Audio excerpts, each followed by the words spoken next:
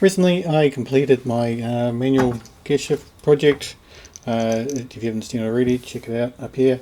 It's a manual shifter for PC gaming, and you can just lock in the gear, and it's got sequential, so you can move back and forward if you want to have a sequential gear shift option.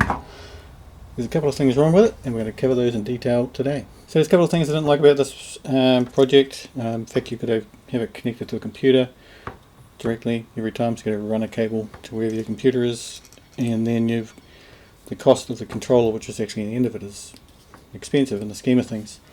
The deal is that for you to have the connectivity with your computer, you need a controller like this Pro Micro, which has HID connectivity, or you can plug in with a USB keyboard sort of functionality to your computer. And to have that, you need to pay almost twice the cost of a regular Arduino to make it work, so it's not really ideal.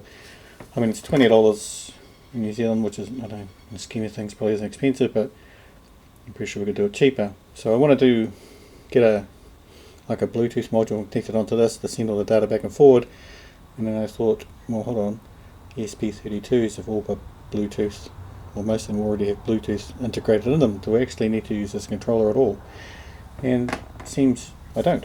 Looking through the internet, there's actually a library for Arduino where we can use the Bluetooth within the ESP32, which is a cheaper controller, to drive this gamepad, and here it is here. So it's called ESP32 BLE gamepad, and basically you just flash that onto your controller, whatever one you have, which is an ESP32, and it'll send the data through Bluetooth energy to the computer. It performs exactly the same function, except wirelessly and with a cheaper controller. And it just happened at the time I'm playing around with these WLED lights, trying to find a better controller. I ordered a couple of these from China. It's called ESP32C3, and it is $3. So price comparison, it's perfect, right? It's got all the ADC and everything we need to make it work. So I've just updated the code or the sketch for the joystick to use this particular controller. So the code's slightly different, but performs the same, so we'll just have a quick look at it. I don't want to bore you with it. You see in the original code we've got these coordinates which we gathered when we plugged the joystick into the computer with the original script. If you're not sure what I'm talking about, check out the other video. But we had two files, one of sort of calibration, or getting the coordinates to plug into the second file. It's all in the same file now, so you just send the sketch down. It'll constantly, whenever you plug it directly into your computer, it'll send out the coordinates, so you can go back and check them whenever you want to. The only difference is you'll see originally the original firmware went to 1024 resolution, but the new version goes to 4095, so it's quite a bit more sensitive, so we need to play around with the threshold. At the moment it'll accept a 10% difference. We need to knock up to 20, maybe 30%, just to make sure we get the right gear. But I've flashed this one already, so it needs to be connected to the PC for this particular part to work. And we see here it's streaming out the pop value, and the numbers are really high, so if I put it into another gear, you'll see it'll go down to 495. It'll still go into the zeros and lower numbers. Whenever you plug it in with this new version of firmware or sketch, it'll always do this whether you're in the game mode or not. You won't see it in your game obviously, but this is just for configuring it all out. So when we're configuring it, we just put it in the first gear, we gather the numbers here, and you can see they're sort of varying wildly because of the resolution is so much higher, and just get something sort of in the middle if you can, and then plug it into the code. But of course that's covered in more detail in the guide, but it's pretty straightforward.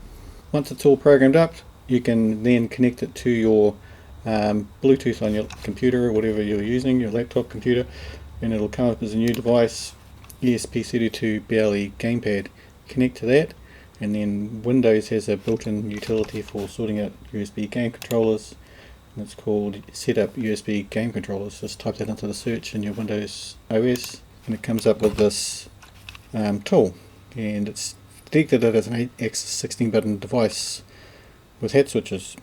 So we click on Properties, and it comes up with the feedback it's getting from the joystick. So if I go into first gear now, it comes up 1, 2, 3, 4. So I go through all the gears, and if you check the last video, it'll show you how to configure all those gears in your game, like BeamNG. If all this Arduino stuff sort of not your thing, you're not sure how to use any of that, by all means let me know in the comments and I'll just do a video on setting up Arduino.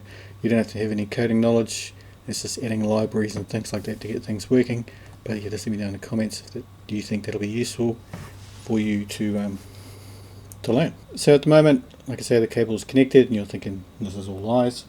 These cables connected, I disconnect the cable, and this is connecting through Bluetooth at the moment. So if I disconnect it, it's taking the power away. And I've just got this battery here. These are batteries I used to use on my trampoline lights, and a current meter because I just want to prove how low a current it's actually drawing.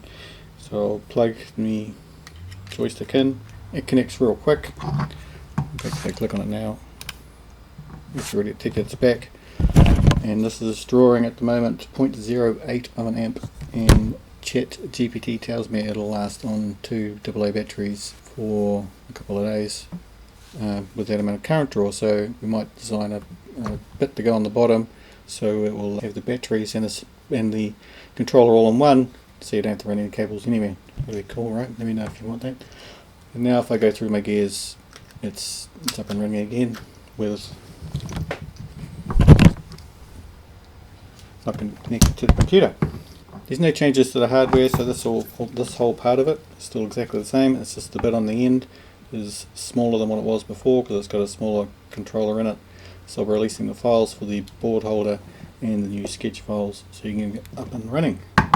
So from that I'll be doing a button box shortly because that's what you voted on. If you made it this far, you should definitely subscribe up here. If you missed out on the last video which had the whole build of this gear stick, click up here. And if you want to buy all the files and everything that comes with this and all the future updates, click here. Thanks for watching.